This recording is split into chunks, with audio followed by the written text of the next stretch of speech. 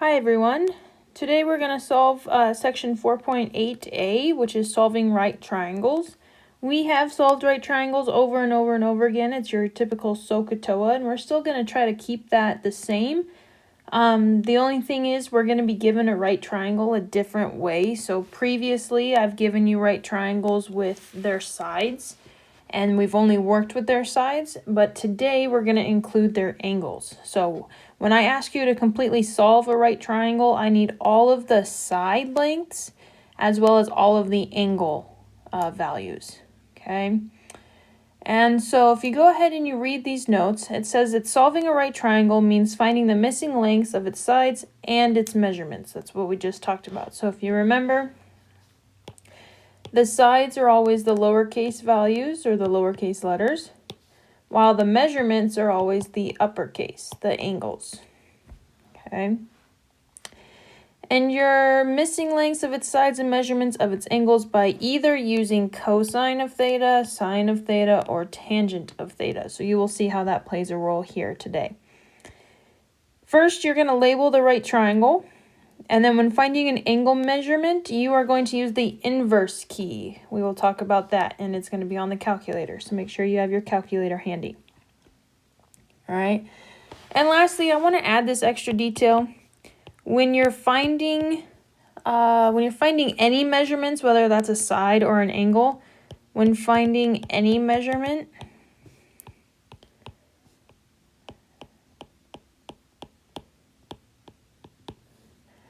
I want you to use known or given values only.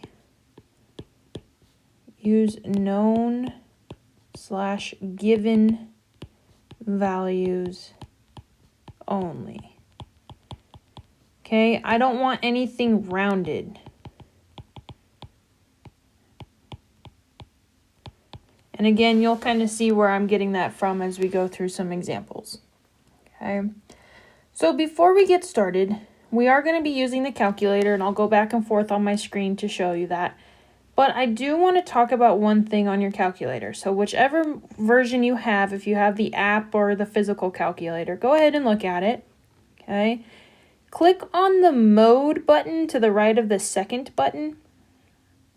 And when you look at the mode, depending on your calculator, if you look here that's in pink, we have two options. We have a radian option and we have a degree option. So as we go through our trigonometry the rest of the semester as well as next semester, we actually have to go back and forth and tell our calculator what's what. And so if we're ever working with values that are in radians, then we want to change our mode into radians. And if we're ever working with values that are in terms of degrees, we want to change our mode into degrees. So go ahead and on your calculator, make sure that it is on the degree setting. So you're going to highlight it and then just hit enter. So it's going to stay highlighted there for you. And then as soon as you have that sitting there, just go ahead and hit the second button and go back to mode, and that's going to allow you to quit and exit out. Okay. So again, mode, double check, make sure you're in degrees, and then go ahead and second mode again so that it can quit and get you out. So the reason why we want to use degrees today is because our measurements, our angles, are all in terms of degrees. So as you do your homework, sometimes every now and then, I don't know why, but every now and then our calculators will change. Okay, especially if you're using the calculators in the classroom, you don't know who had the calculator before you. It might have reset. You just never know. So make sure it's always in terms of degrees when you want it to be in degrees, and radians when it needs to be in radians. But we haven't talked about radians yet on the calculator. So for right now, always make sure your calculator is in terms of degrees. Okay, so we're going to get started on question 1. And it's going to give us two things. It's going to tell us our angle for angle A, and then our side length for side B. So as soon as we know something, let's label it. I know that angle A is 34.5 degrees, and I know that side B is 10.5. All right, well, I happen to actually know a little bit more. I know this is a right triangle, which means my C, my angle C, has to be 90 degrees. All right, so we're first going to start with what we know. All right, and the way I want to introduce this is if we're solving for a right triangle, let's go ahead and let's label the things we have to know at the end of all of this. We need to know my A length, we need to know my B and my C, all your lower cases. Well, similarly, we need to know my angles, capital A, capital B, capital C. Okay, we have to have all of that filled out before we can move on to the next question. So as we gain information, let's go ahead and fill this out every single time. And as soon as you have all 6 things, you know you're good, you know we can move on. So as soon as we know angle A, I'm going to also tell myself, and part of my final answer, that it is 34.5 degrees. Side length B is going to be 10.5. And then I also know that angle C is 90 degrees. And so by adding this information, I can see what I'm missing. So I still need my side length A, and I still need my side length C. And I also need my angle B. And the beauty of angle B is it's the last remaining angle in my triangle. And if you remember, triangles always equal 180 degrees total.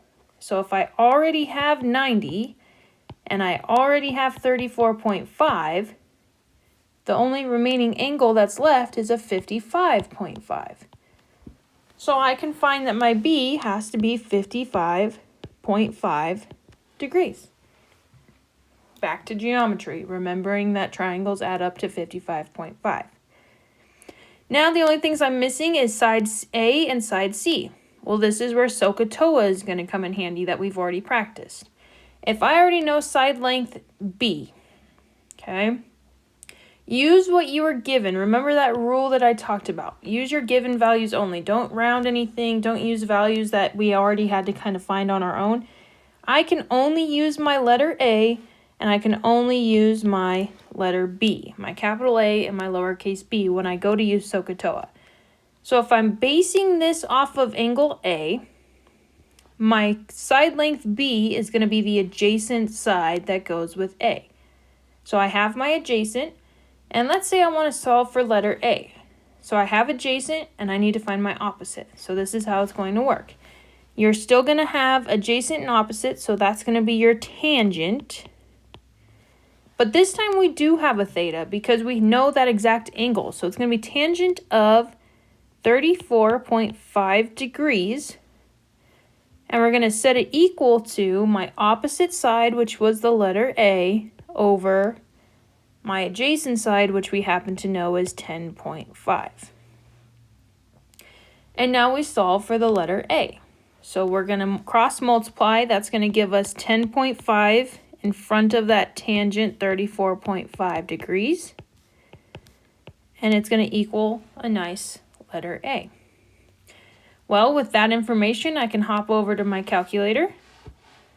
I can type in 10.5 tangent 34.5, and it's going to tell me my answer is 7.21645000653. All right, and as you build the side lengths, let's just go ahead and round to the nearest hundredth. Stick to the same thing we've known forever. So if I look at this answer, I know that my side length for side A is going to be 7.22. That's what I'm going to say A is going to equal. 7.22 equals A. Well, you just figured out what A equals, so let's plug that in. And now the only thing that's missing is side length C. So we're going to do the same thing, but we have to use our known values, the things that were given to us only. So still, I can use my angle A, 34.5, and I still want to use my side B, 10.5, right? We especially don't want to use our side A right now because that was a rounded value. And as soon as we round something and use it back in our work, it's going to mess up all of our answers. That's why we want to stick to the values that we were given initially.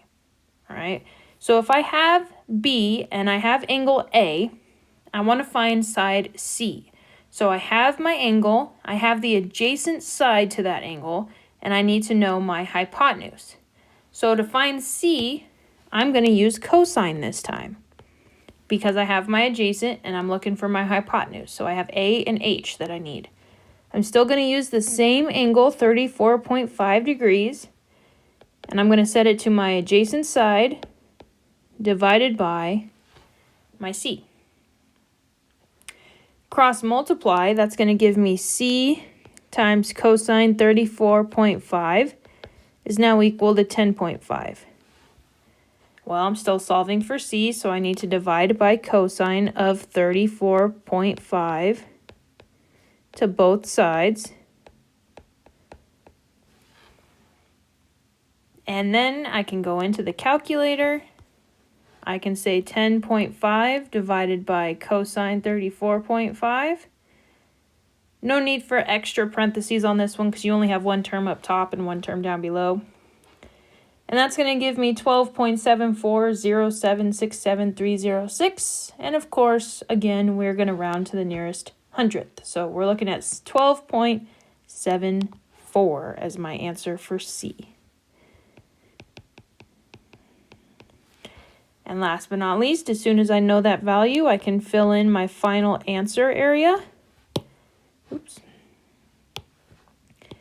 And I am all done. You have officially solved for that entire triangle. You have all three sides and all three angles. All right.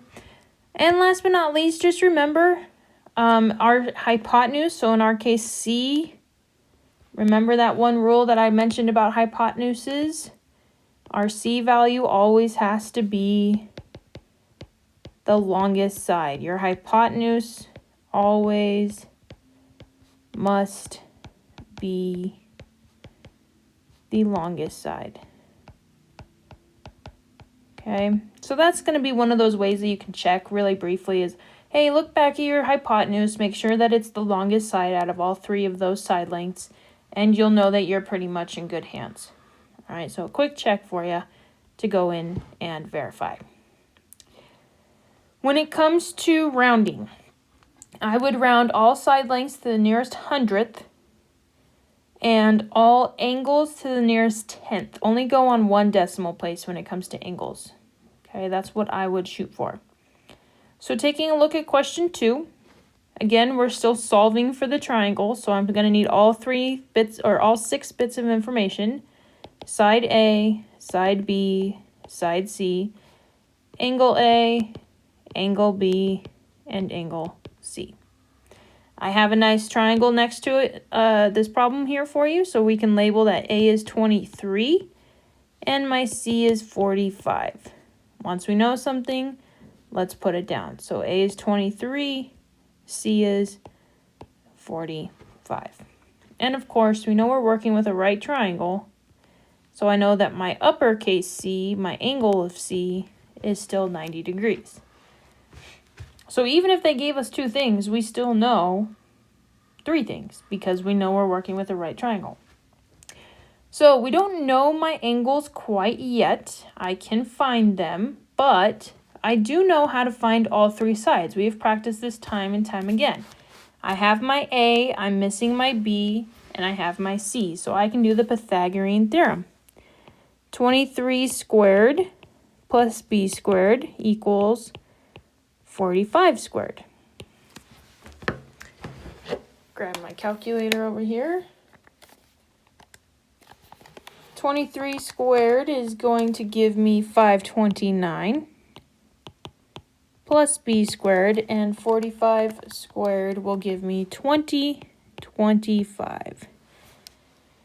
Subtract your 529 to that, and you will get B squared equals 1496. Last but not least, square root both sides. This one does come out to a decimal. We can keep it as a decimal for these purposes. I know we want to practice keeping it as a square root. Honestly, if you prefer the square root, that's fine, but you are allowed to keep it as a decimal for this one. So we will have B equals 38, again, round to the nearest hundredth, 38.68. And fill things in as you find them. All right, so we have our 3 sides, and all we're missing is our 2 angles. But guess what? We're still going to use SOHCAHTOA, all right, based off of what we have. So let's start with angle A first. So I'm looking for this angle down here in the bottom left corner. I don't know what that angle measure is. I'm going to leave it and call it capital A for now on. But I do know the opposite side as well as the hypotenuse. I'm not using B because B happened to be a value that I just found. It's rounded, so I can't use B. I can only use the things that were given to me. So I use my opposite and I use my hypotenuse. Well, I think back, well, SOHCAHTOA, so uses opposite and hypotenuse. So I want to do sine. And I don't know what the angle is. I don't know what the theta is. So I'm going to call it sine of capital A. That's the angle I'm looking for. And then I'm going to set it equal to my opposite side over my hypotenuse. All right, well, somehow I have to get that A away from sine. And the way I'm going to do that is to do its inverse. You guys have actually asked about this button on your calculator already. Your inverse is this one right here that has that minus sign with it. That's what we are going to have to do. You're going to have to inverse both sides to get that A out. And if you multiply anything by its inverse, so when I distribute this inverse sign with sine, it's going to cancel it out for me. That's why we like to do that. So it's going to leave me with just A. And then when I distribute it to the left, or excuse me, to the right side, it's going to give me inverse sine of 23 over 45. And that's exactly how it needs to look on the calculator too. So when we get to this point, I can go to the calculator and I'm going to type that in. So I'll show you what that looks like. If you look at the calculator, find your sine button. And before you click on sine, look directly above it. In blue, you will see that inverse sine button. Well, in order to get an inverse, you need to hit the second and then sine. So that's how inverse will pop up. And honestly, I don't put the -1 in the power. I only put a negative. That's just the way I've always done it. If you need to see that 1 there, by all means, it still means the same thing. I'm just a little bit lazy when it comes to putting that 1 there. All right, because I know I'm still talking about inverse sine. That's just me. So I have inverse sine, and I'm going to type in 23 divided by 45.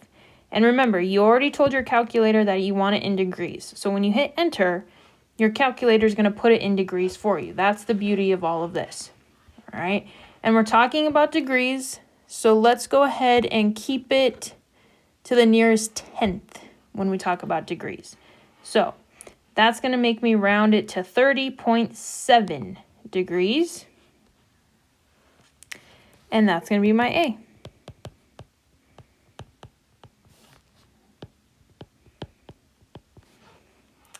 And now the only thing we're missing is B, my angle B. All right, so this time you're talking about this corner up here. You can do this one of two ways. So you can find that angle B, and this time you have the adjacent side and the hypotenuse. So that would tell you that you want to use cosine of angle B equals 23 over 45. You're going to do the inverse to both sides to find your B. But you're doing inverse of cosine.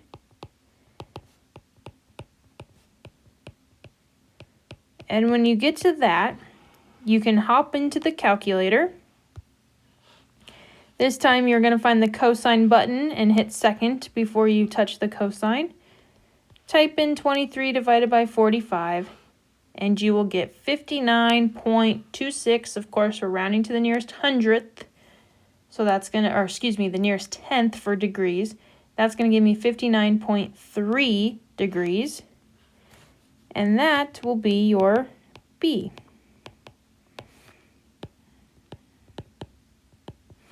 All right, I told you there were two ways you could have found that B. Well, what if I didn't have B? What if I didn't use the inverse of cosine to find it?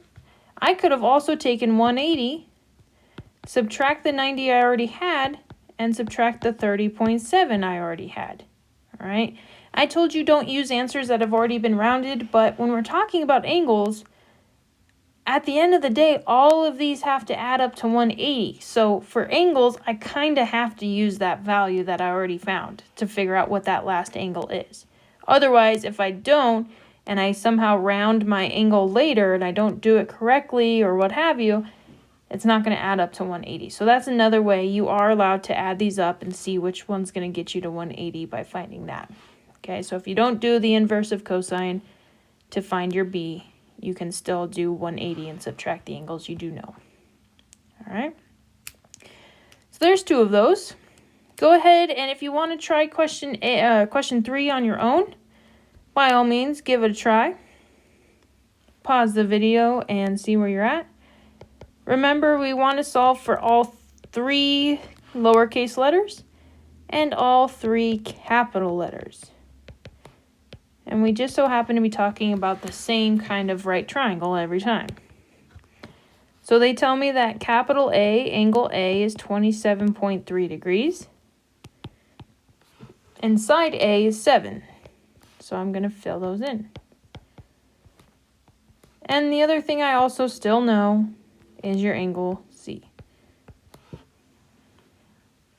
Well, it doesn't matter which order you go in to find stuff. I just happen to see, well, I have 2 angles, so let's find the third. I can take 180, subtract 90 that I already have, subtract 27.3 that I already have, and that's going to give me 62.7 degrees. Well, that's going to be your B. All right. Now I need to find my side length B and my side length C. So I say, well, I know my angle A.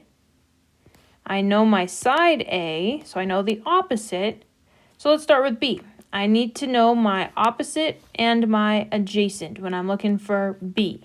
So I'm going to use tangent this time. And I know the angle is 27.3 for A. That's what I'm going to use. And it's equal to 7 over B. Cross multiply. That's going to give me B of tangent 27.3 equals 7. Remember, when you cross multiply, there's technically a denominator there. That's 1. So 7's always going to come out as is. And then to keep solving for B, we want to divide by tangent 27.3 to both sides. And that tells us that we have B equals, when I type that right-hand side into the calculator, 7 divided by tangent 27.3, 13, and this is a length, so we're rounding to the nearest hundredth, 13.56. 13.56 for your B. As soon as you know it, let's plug it in. Okay. And for side lengths, I don't want to use the Pythagorean theorem because one of my side lengths was indeed rounded. All right. So for this one, practice your SOHCAHTOA some more. If you do your angles, you can use rounded angles to find the third one. But when it comes to finding the third side length, don't use rounded values. Okay. So I wouldn't go use the Pythagorean theorem right now, because I did round that 13.56, and it will make a significant difference when I square everything. So I can still use the same angle, 27.3. I still have my opposite side, but this time I'm looking for the hypotenuse. I'm looking for C. So I'm going to use sine this time. And that's going to equal 7 over C.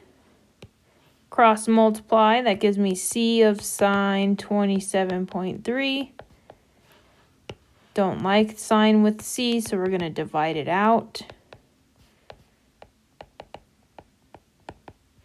And then use the calculator to figure it out. And remember, sometimes you're using inverse, sometimes you are not. So this is not a scenario where we're going to use the inverse. We're going to get 15.26. 15.26.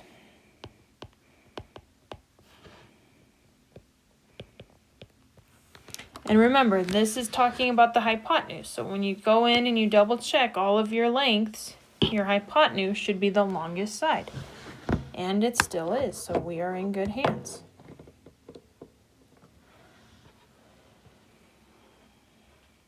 All right. So some things to remember. There's my final answer here. Things to remember is use the Pythagorean theorem when you are given two side lengths. All right, I understand that in my notes that I gave, you could, my notes that I wrote and posted on Teams, I say, or you can use the Pythagorean theorem. I understand that, okay, at the end of the day, I'm going to understand and follow your work accordingly and what have you, but because we were rounding answers throughout the work, try your best to stay away from rounded answers as you use it in other parts of the question. All right, always stick to what was given to you as much as possible. That is the goal. And then always double check to make sure your hypotenuse is indeed the longest side. If it is, you know you are in good hands to keep moving on. All right. So that was only 3 questions. Now I want to dig a little bit deeper and talk about word problems. Okay, so what if I gave you a word problem where we had to decipher our own picture? We had to create our own picture based off of what was given to us. So we have about 5 problems to go over, and we're going to talk them through. And all of this came from geometry. So the wording and everything is the same type of wording that you would want to see in geometry, or you have seen in geometry. So let's start with question 1. A surveyor is measuring the distance across a small lake. All right, so if you were to picture this right now, you're picturing a guy on one side of the lake, and he's measuring the distance to the other side of the lake. All right, he has set up his transit on one side of the lake, 140 feet from a piling that is directly across from a pier on the other side of the lake. All right, they gave us some really good information. 140 feet from a piling directly across. All right, keep that in mind. From his transit, the angle between the piling and the pier is 30 degrees. So keep the wording intact here. Piling and the pier is 30 degrees. What is the distance between the piling and the pier to the nearest foot? So it's not asking me for the degree, it's asking me for the distance at the end. So I got to find the length. Well, the beauty of this problem is I can create a triangle. Okay? So to get started, here let's mark our transit first. All right, let's talk about a triangle. There's my right triangle there. This is going to be my transit. That spot right there, that location. This is going to be my piling. And this is going to be my pier. All right, so if I label all 3 sides as what they are, let's go ahead and read through the problem one more time. Okay, the surveyor is measuring the distance across a small lake. He has set up his transit on one side of the lake, 140 feet from a piling. So that tells me that the length between the transit and the piling must be 140 feet. Okay, from his transit, the angle between the piling and the pier is 30 degrees. Now, key words to think about. He's looking, or this is saying from the transit. Okay, it's saying the angle between the piling and the pier from the transit. Take a look at those arrows. Is going to be 30 degrees. So it's talking about this angle right inside that triangle right there. All right. And then it says, what is the distance between the piling and the pier? Well, if I have my triangle created, I know that I'm solving for that length right there. And based off of everything I'm given, let's go ahead, and everything I've drawn on this picture, let's go ahead and use what we've got. I got an angle, and I have 2 sides, and I'm solving for one of those sides. Well, when I go to solve for one of those sides, let's compare those 2 sides that I'm given back to the angle. So if I look at angle 30, I know I have the adjacent side to angle 30, and I have the opposite side of angle 30. So I go back and I say, well, SOHCAHTOA, well, TOA tells me to use opposite and adjacent. So that's what I'm going to do. I'm going to say tangent of the angle I was given, 30 degrees, is equal to my opposite side over my hypotenuse. And then I just have to solve just like you did on those previous questions. Cross multiply. We're going to get 140 tangent of 30 equals x. Get that in our calculators. Again, if you're just joining us again or remembering, double check. Make sure your calculator is in terms of degrees. That's that mode button again. And we will get 80.8290379 equals x. But of course, the question didn't say give me all those decimals. The question said round to the nearest foot. So this would be 81 feet. At the end of the day, that's going to be a total of 81 feet from the piling to the pier. So use the clues to help us, is what I'm hearing from all of this. All right. If you know you're working with a word problem, looking at question 2, let's just build a right triangle right away. We know it has to be a right triangle in some way, shape, or form, so let's build it, and then we'll add the information as we get it. So for question 2, from a boat on the river below a dam. Okay, from a boat on the river below a dam. So here's my boat. He's on the river below a dam. So my river is going to be this thing right here. Okay. The angle of elevation to the top of the dam is, and this right here reads 24 degrees and 41 seconds. Okay, that's what that means. You are only focused, obviously, on the degrees, so that's just added information about the 41 seconds. All we need to know is that is 24 degrees. So that's going to label this part of our picture. 24 degrees. If the dam is 800 feet above the level of the river, so that's going to label this side here. How far is the boat from the base of the dam? And if you think, that means, if you think about it, that means we're talking about this length right here, the boat to the dam. All right. Let's look at the sides that we have compared to our angle. Well, we have angle 24. We have the opposite side, and it's asking for our adjacent side. So what do you know? We got to do tangent yet again. Tangent of 24 degrees equals our opposite side over our adjacent side. Cross multiply, that gives me x tangent of 24 equals 817. Divide by tangent to both sides, and then use our calculator. Again, we are not doing inverses on these questions. The only time you do inverses is if you're solving for the actual angle. But we know the angle already. So I type that into my calculator. And the question says to round to the nearest foot. So this is going to come out to be 1,835 feet. At the end of all of that, 1,835 feet. All right.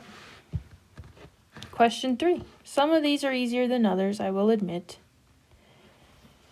So I like to read the question before I build my triangle just so I can kind of see the way it's made. But if you want to build a triangle first and then go off of it, you most certainly can. All right. So it says a building 170 feet tall casts a 70-foot long shadow. So if I were to think about a building, I'm just going to say, well, here's my building. It's this straight line that's super, super tall. And it's, in fact, 170 feet tall. Okay. Well, from the top of that building, it's going to cast a shadow. So it's going to come straight down. There's your triangle. And that shadow is going to be 70 feet long. And I'm actually labeling that incorrectly. Okay, the shadow isn't the hypotenuse. The shadow is actually that side at the bottom there. And if you think about that realistically, right? Like if you were to look at a shadow on the ground, that's where you see it exactly, is on the ground, not so much the way to the ground, but on the ground. Okay, so that's where the shadow portion is going to go. And if a person stands at the end of the shadow, so this is your dude right here, and he looks up to the top of the building, what is the angle of the person's eyes to the top of the building? So it's looking for this angle right here. And then it continues to tell us to round to the nearest hundredth of a degree and then assume the person's eyes are 4 feet above the ground level. That is important, okay?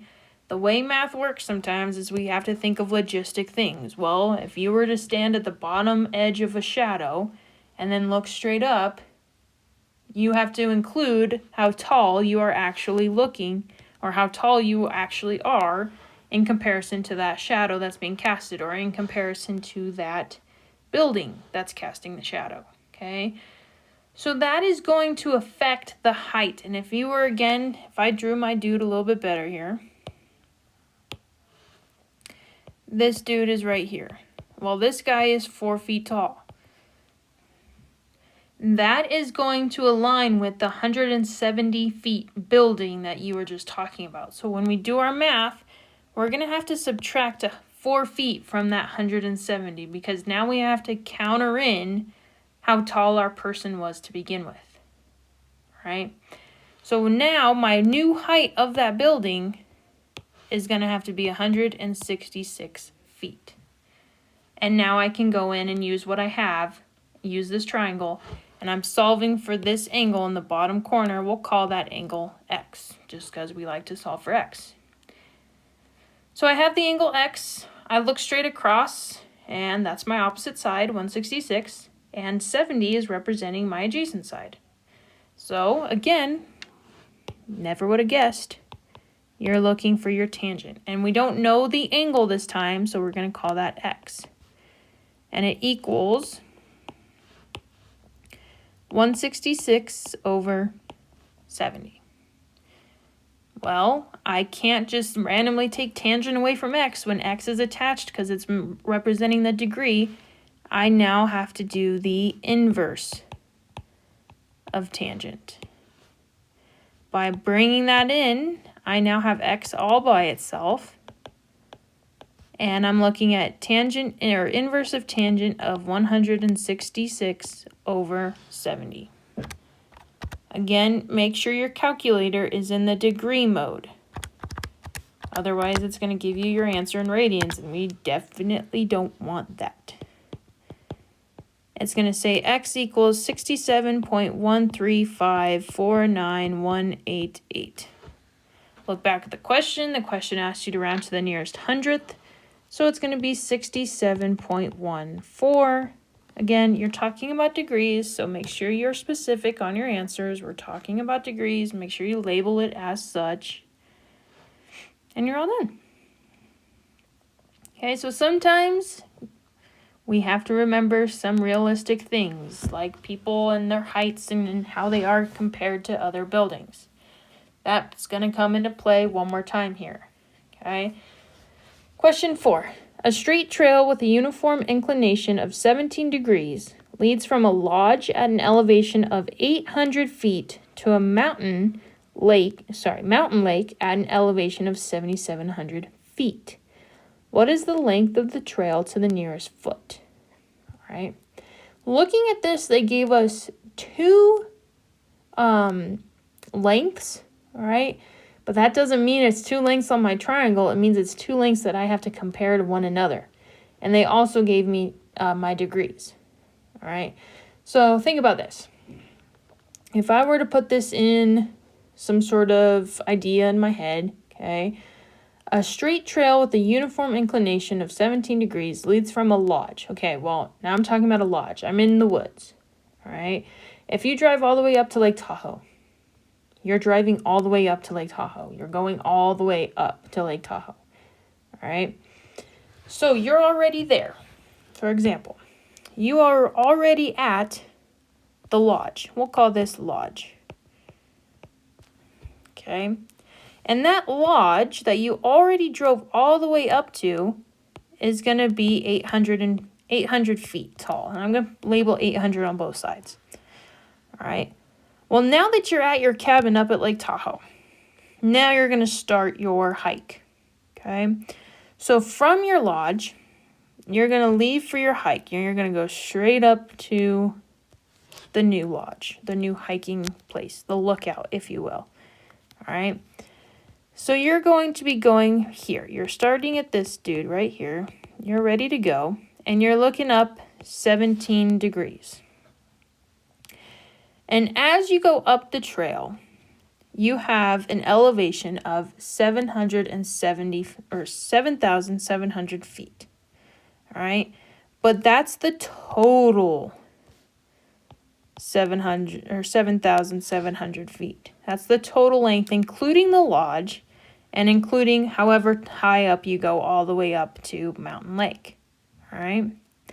It's asking, what is the length of the trail? Well, if you started over here, the length of the trail is going to be the hypotenuse that we're looking for. Well, we're not too concerned about the 800, but 800 is technically part of this 7,700 portion.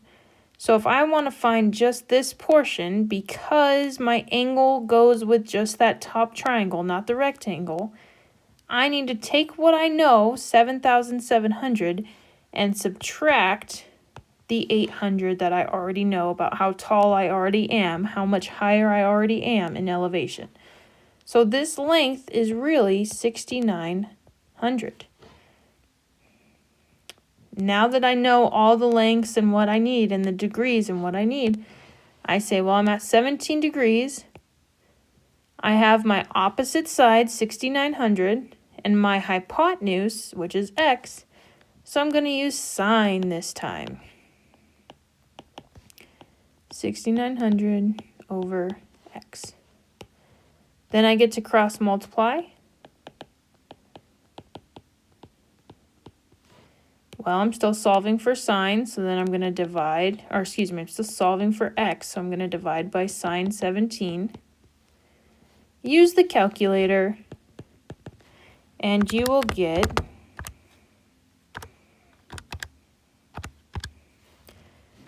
a pretty decent number, 23,600.09498. And it's asking us to round to the nearest foot. So that's a nice 23,600 feet. All right. Again, think about just the question in general. It says it leads from a lodge at an elevation of 800 feet. So that's already taken care of, 800 feet. And then it's going up to a mountain at an elevation of 7,700 feet. So it's not saying at an additional elevation of 7,700 feet. It's saying at 7,700 feet. That includes the lodge's height as well. So that's why we had to take the 800 away from 7,700. Use those context clues. Sometimes they are useful, sometimes they're just distractors. So we get to question 5. From a boat on a lake. Okay, so you're on a boat on the lake. I'm just going to draw my triangle.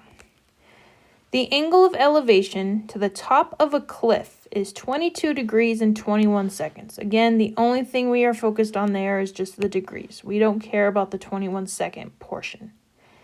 If the base of the cliff is 2,352 feet from the boat, how high is the cliff? All right. So here's your boat.